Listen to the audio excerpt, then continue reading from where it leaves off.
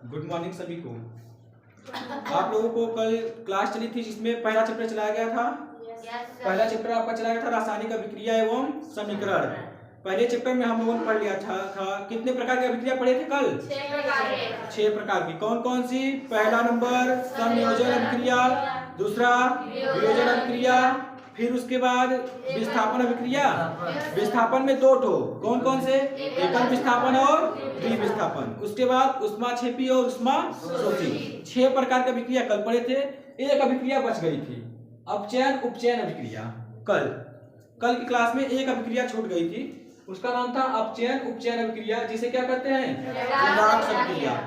ये जो अपचयन लिखा है, ये जो उपचयन लिखा है ना, इसको एक चीज और कहते हैं। जो उपचयन लिखा है इसको कहते हैं ऑक्सीकरण। ऑक्सीकरण। इसमें क्या होता है कि वह अभिक्रिया जिसमें एक अभिकारक का अपचयन तथा दूसरे का उपचयन होता है। वह अभिक्रिया जिसमें एक अभिकारक का अपचयन तथा दूसरे का उपचयन। उपचयन मतलब ऑक्सीकरण होता है, उसे क्या कहते हैं? रेडॉक्स अभिक्रिया कहलाता है। चलिए एग्जांपल बताइए। एग्जांपल बोलिए फटाक से। चलिए एग्जांपल बताइए फटाक से। किसी को याद है? हाँ बोलिए। क्या? CuO plus H2 CuO plus H2 H2 Cu plus H2O Cu plus H2O Cu plus H2O, ये ना? Yes sir. देखिए ध्यान से देखिए, इसमें क्या होता है आपका? एक होता है अपचयन, एक होता है उपचयन। जो ऑक्सीकरण जिसे कहते हैं उसमें ऑक्सीजन बाहर निकलता है, और जो अपचयन होता है उसमें हाइड्रोजन बाहर निकलता है। तो देखिए यहाँ से क्या हुआ, यहाँ देखिए ये ऑक्सीजन यहाँ से विस्थापित हो गया यहाँ, यस सर। देखिए, और यहाँ का हाइड्रोजन, और इसमें देखिए Cu से इसमें इधर निकल गया। ये आप लोग किसका बताए हैं? अपचयन, इसका बताया ना, रेडॉक्स अभिक्रिया का ही। ठीक है, देखिए अभी इसका क्या नाम है? ये क्या है? कॉपर है। CuO, copper oxide. क्या है? Copper oxide. इसका नाम है कॉपर ऑक्साइड। क्या नाम है? Copper oxide. क्या नाम है? Copper oxide. इसका नाम क्या होगा? हाइड्रोजन। किसी की दिक्कत? हाइड्रोजन। इतना सबको पता ही हो गया होगा, 2 दिन से पढ़ रहे हैं। कॉपर ऑक्साइड, ये क्या है? हाइड्रोजन। ये क्या है? कॉपर। और ये क्या है? ये किसी को याद हो या ना हो, इसका फॉर्मूला सबको याद है। जल का फॉर्मूला लगभग सबको याद रहता है। अभी एक बार चेक कर लीजिए, दोनों तरफ बराबर है। H2 O1 Cu बराबर है। ये हो गया आपका अपचयन उपचयन अभिक्रिया। ठीक है। अब कुछ इंपॉर्टेंट वर्ड आया था इस बार की परीक्षा में, ऐसे कुछ करके पूछ लिया गया था। योगात्मक अभिक्रिया, संकलन अभिक्रिया, प्रतिस्थापन अभिक्रिया। तो बच्चों को कंफ्यूजन था कि ये कौन सी अभिक्रिया है। तो आपको बता दें, ये जो आपने सबसे पहले पढ़ा था संयोजन अभिक्रिया, उसी में आपका ये योगात्मक और संकलन भी आएगा। संकलन अभिक्रिया को ही संयोजन अभिक्रिया कहते हैं, ये योगात्मक अभिक्रिया को भी संयोजन अभिक्रिया ही कहते हैं। और ये जो प्रतिस्थापन लिखा है, आपने एक अभिक्रिया पढ़ा होगा, एकल विस्थापन और द्विविस्थापन। तो जो एकल विस्थापन अभिक्रिया है उसे कहते हैं प्रतिस्थापन अभिक्रिया। एकल विस्थापन वाले में लिखेंगे प्रतिस्थापन, द्विविस्थापन वाले में नहीं लिखना है। विस्थापन का मतलब ही होता है एकल विस्थापन। तो एकल विस्थापन के लिए ये प्रतिस्थापन अभिक्रिया हो जाएगी। ठीक है, इतना समझ में आ गया? अब ये हुआ पहला लेसन खत्म। अब आज चलेगा दूसरा लेसन। दूसरा लेसन का क्या नाम है? अम्ल, क्षार एवं लवण। ठीक है, अब फटाफट जल्दी खत्म करते हैं, समय कम है।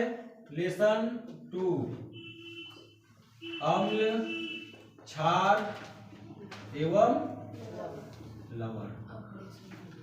कल जब हम बता रहे थे, आपको इंट्रोडक्शन दे रहे थे, तो बता दिए थे हम कि अम्ल क्या होता है, क्षार क्या होता है और लवण क्या होता है। तो आपको यहां पर क्या करना है, आप हेडिंग डालेंगे अम्ल। अम्ल हेडिंग डालेंगे, इसमें लिखेंगे वे पदार्थ जो स्वाद में खट्टे होते हैं उसे क्या कहते हैं? अम्ल। वे पदार्थ जो स्वाद में खट्टे होते हैं उसे क्या कहते हैं? अम्ल। लिखने की जरूरत है? याद हो गया? सब लोग याद कर लीजिए, ऐसे डायरेक्ट याद करिए, अब लिखने की जरूरत नहीं है, प्रैक्टिस करिए लिख के, घर पे लिखिएगा आराम से। वे पदार्थ जो स्वाद में खट्टे होते हैं। देखिए आप एक काम किया करिए, जो टॉपिक यहाँ पर खत्म हो जाए उसको घर पे जाने के बाद बिना देखे उसी टेक्स्ट को लिख लीजिए, पता चल जाएगा आपको कितना याद है। नहीं याद है तो उसको तैयार कर लीजिए। अम्ल जैसे अम्ल किसे कहते हैं? वे पदार्थ जो स्वाद में खट्टे होते हैं। अच्छा, क्षार किसे कहते हैं? वे पदार्थ जो स्वाद में कड़वा। देखिए तीनों टॉपिक एक बार में खत्म करते हैं। अम्ल किसे कहते हैं? जो स्वाद में खट्टे होते हैं। समझ में आ गया? ये जो स्वाद में कड़वे होते हैं उसे क्या कहते हैं? क्षार। लवण कैसा होता है? उदासीन विलयन। कैसा होता है? उदासीन विलयन, न तो खट्टा न तो कड़वा विलयन। ठीक है, ये हुआ आपका पुराना वाला अवधारणा। जैसे पुराने समय में आपका अम्ल क्षार लवण कैसे खोज किया गया था कि उसमें बताया गया था जो स्वाद में खट्टे होते हैं उसे क्या कहते हैं? जो स्वाद में कड़वे होते हैं उसे क्या कहते हैं? जो उदासीन विलयन होते हैं उसे क्या कहते हैं? इतना बात समझ में आ गया? अगर ये समझ में आ गया तो अब आपकी आती है एक हेडिंग आर्हेनियस के अनुसार। आर्हेनियस के अनुसार, आर्हेनियस के अनुसार एक प्रॉब्लम आई थी इस बार। आर्हेनियस के अनुसार तो था, इस बार के जो अर्धवार्षिक पेपर में या फिर कहीं पर भी आई थी वहां पर ऐसे लिखा हुआ था आधुनिक अवधारणा। आधुनिक अवधारणा, सबको कंफ्यूजन हो गया कौन सा लिखें? अवधारणा।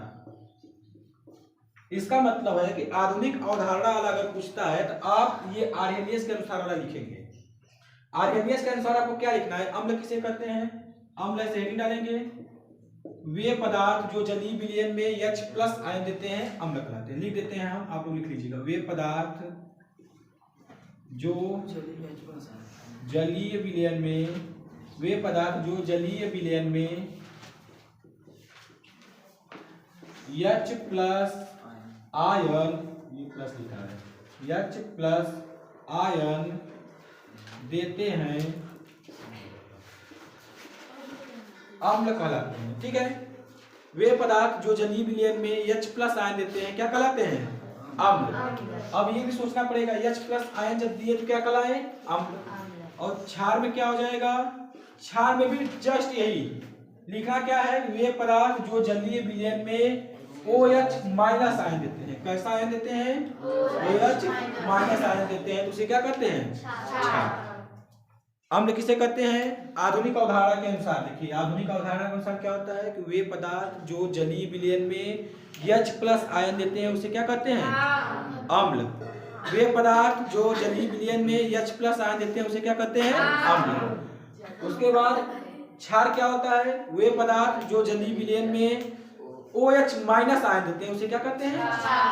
अम्ल। क्षार कंप्लीट हो गया पूरा तरीके से, अम्ल क्षार खत्म। यानी अम्ल जो पुराना वाला था कि स्वाद में खट्टे होते हैं उसे क्या कहते हैं? अम्ल।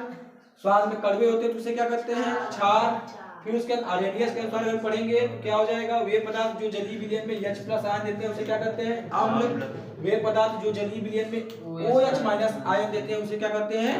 क्षार। खत्म हो गया इतना अम्ल क्षार। ठीक है, अभी आपको एक टॉपिक आएगा अम्ल के रासायनिक गुण। ये भी इंपॉर्टेंट है, इसको लिखवा ही देते हैं। अम्ल के रासायनिक गुण, हेडिंग डालेंगे सभी लोग, अम्ल के रासायनिक गुण। दो हेडिंग है दोनों में, उसको करा देते हैं तब आगे बढ़ते हैं। अम्ल के रासायनिक गुण, अम्ल के रासायनिक गुण, रासायनिक गुण।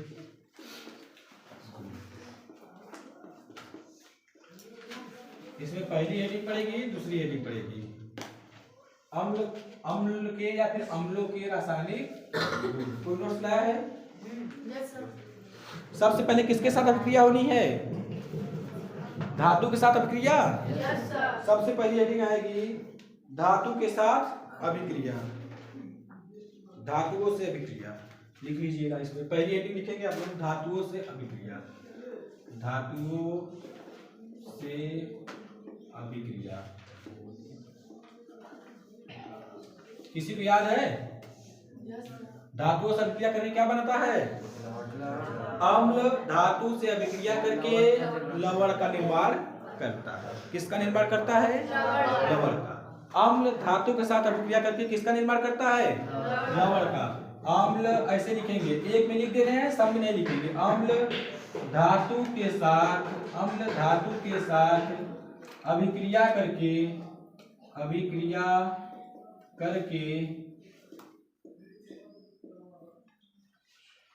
लवण का निर्माण करता है। जिसकी हिंदी कमजोर है वो लिख ले, तुरंत उतार दे, इतना जल्दी नहीं मिटा दे रहे हैं। अम्ल धातु के साथ अभिक्रिया करके लवण का निर्माण करता है। ऐसे ही क्षार भी लिखेंगे, अगर जैसे अम्ल के बाद क्षार की भी जो अभिक्रिया होगी, रासायनिक गुण होगा, उसमें भी धातुओं से अभिक्रिया करेगा। क्षार भी धातु के साथ अभिक्रिया करके क्या बनाएगा? लवण बनाएगा। दोनों अभी दिखाते हैं, दोनों में अंतर, ठीक है, कोई बात नहीं करेगा। देखिए धातुओं से अभिक्रिया करने में क्या होता है, धातु आप जानते हैं क्या होता है, जैसे ये जो धातु के सब लिथियम, सोडियम, उसके बाद पोटेशियम, ये सब क्या है आपके धातु। कैल्शियम, एल्युमिनियम, मैग्नीशियम, ये सब क्या है धातु। ये क्या है धातु, ठीक है, समझ में आ गया, धातु है ये सब। अम्ल धातु के साथ अभिक्रिया करके क्या बनाता है? अम्ल धातु के साथ अभिक्रिया करके क्या बनाएगा? अम्ल धातु के साथ अभिक्रिया करके लवण बनाता है। यही लिखना है बस। अब इसका एक वो लिखना है, रासायनिक अभिक्रिया क्या हो जाएगा? Zn plus HCl is equal to ZnCl2 plus H2। ऊपर की तरफ गैस निकल गई। अब सुनिएगा ध्यान से, Zn ये क्या है आपका? धातु। जिंक है, जिंक आपका एक धातु है। ये क्या है आपका? एक अम्ल है। कौन सा अम्ल है? हाइड्रोक्लोरिक अम्ल। अभी अम्ल में आपको लिखाएंगे कितने प्रकार के अम्ल होते हैं, सबसे लास्ट में जब सब खत्म हो जाएगा तो 3-4 तो लिखा देंगे, जैसे हाइड्रोक्लोरिक अम्ल, सल्फ्यूरिक अम्ल, नाइट्रिक अम्ल। उसके बाद और भी लिखा देंगे संतरे में क्या पाया जाता है, और क्या कहते हैं सेब में क्या क्या पाया जाता है, हाँ मैलिक अम्ल, ये सब बता देंगे। टार्टरिक अम्ल कहाँ पाया जाता है, इमली में, ये सब भी लिखवाएंगे थोड़ी देर पहले, परेशान मत होइए। ये क्या है आपका? धातु। धातु है लेकिन इसका नाम क्या है? जिंक। धातु है, इसका नाम क्या है? जिंक। जिंक धातु है। कौन सा धातु? जिंक धातु। ये क्या है? अम्ल। देखिए इसमें बोला है ना कि अम्ल धातु के साथ अभिक्रिया करके क्या बनाता है? क्षार, अरे लवण, सॉरी लवण। क्या बनाता है? लवण। देखिए ये हो गया धातु, ये हो गया अम्ल, बना क्या? लवण। ये हो गया जिंक, ये क्या है? हाइड्रोक्लोरिक अम्ल। हाइड्रोक्लोरिक अम्ल। कौन सा अम्ल है? हाइड्रोक्लोरिक अम्ल का फार्मूला क्या होता है? HCl। ठीक है, सभी लोग बस केवल सुनिए बात को, आप अगर पढ़े हैं आपको याद हो जाएगा। लिखे तो होंगे आप सब, लिखे हैं, बस देखिए ये क्या है? हाइड्रोक्लोरिक अम्ल। ये क्या है? ये हो गया जिंक, Cl2 लग गया, क्या बन गया? Very good, zinc chloride. Zinc chloride. ये क्या है? Hydrogen gas. हाइड्रोजन। जब भी ऐसे एरो ऊपर लगे तो ये क्या हो रहा है? गैस ऊपर की ओर निकल रही है, हाइड्रोजन गैस। समझ में आ गया? क्या संतुलित है? संतुलित किया जाएगा ना, अभी चेक करते हैं ना। देखिए अब पहले लिख लिए सब कुछ, अब चेक करेंगे क्या। यहाँ देखिए Cl2 है, यहाँ Cl कितना है? 1। तो यहाँ 2 लगाएंगे तो Cl2 हो गया। अब H भी 2 हो गया तो H2 यहाँ हो गया। Zn 1 है, Zn 1 है, संतुलित हो गया, बराबर हो गया।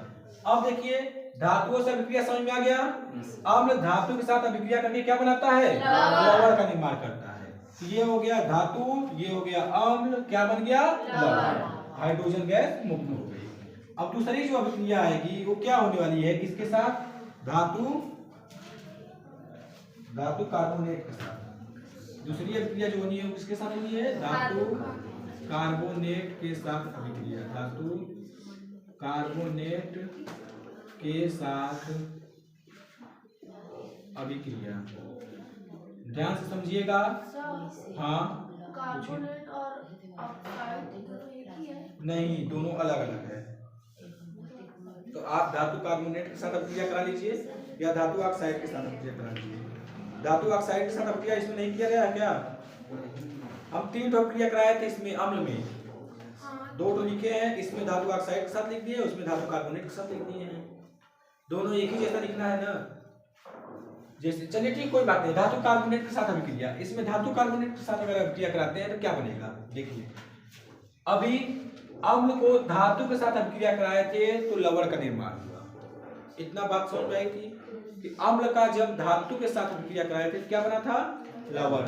अब धातु कार्बोनेट का मतलब क्या होता है, जैसे Na2CO3 ये होता है सोडियम कार्बोनेट। अभी इसको बताएंगे आगे जब वो पढ़ाएंगे बनाने की विधि उपयोग वाला। अभी आप लिखेंगे क्या, अम्ल, देखिए इसमें क्या बनाया था, अम्ल धातु के साथ अभिक्रिया करके क्या बनाया, लवण। अम्ल धातु कार्बोनेट के साथ भी अभिक्रिया करके क्या बनाएगा, लवण। तो इसमें यही लिख लेंगे, अम्ल धातु कार्बोनेट के साथ अभिक्रिया करके, अम्ल धातु कार्बोनेट के साथ, अम्ल धातु कार्बोनेट के साथ अभिक्रिया करके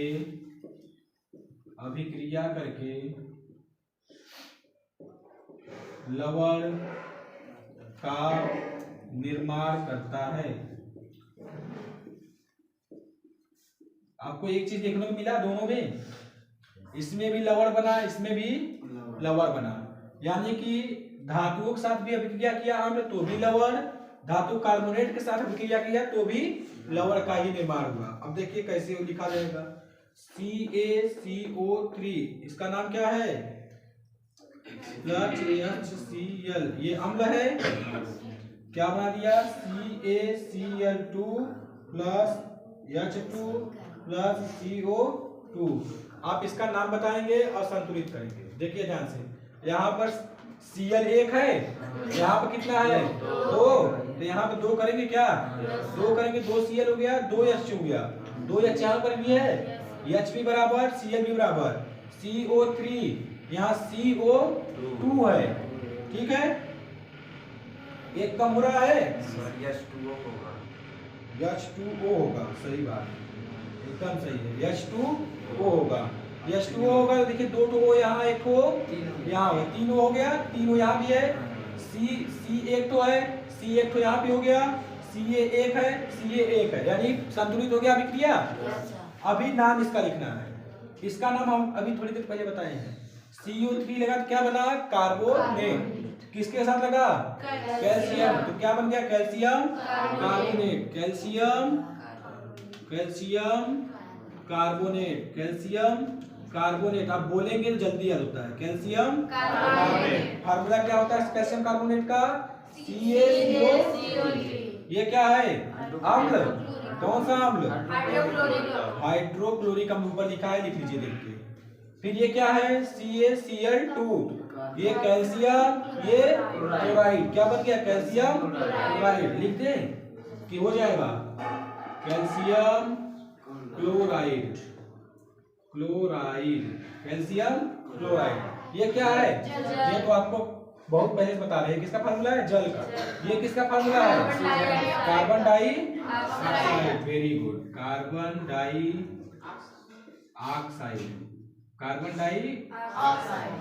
आपको एक बार बताए होंगे, जब C के साथ में O2 आता है उसे कहते हैं डाई, जब O3 आता है उसे कहते हैं ट्राई, O4 आता है उसे कहते हैं टेट्रा। ये आपके O के साथ ही नहीं, Cl के साथ भी होता है।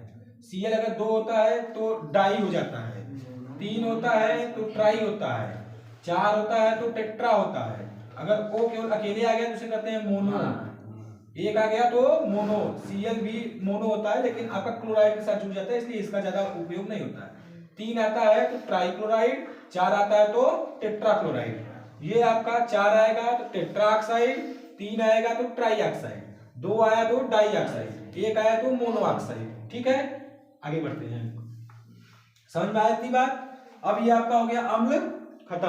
अब आएंगे किसकी बारी, क्षार की। एक बार फिर से देख लीजिए, अम्ल में क्या हुआ, धातु से अभिक्रिया कराया गया तो अम्ल का जब धातु के साथ अभिक्रिया हुआ तो क्या बना, लवण बना। अम्ल का धातु के साथ अभिक्रिया हुआ तो क्या बना, लवण।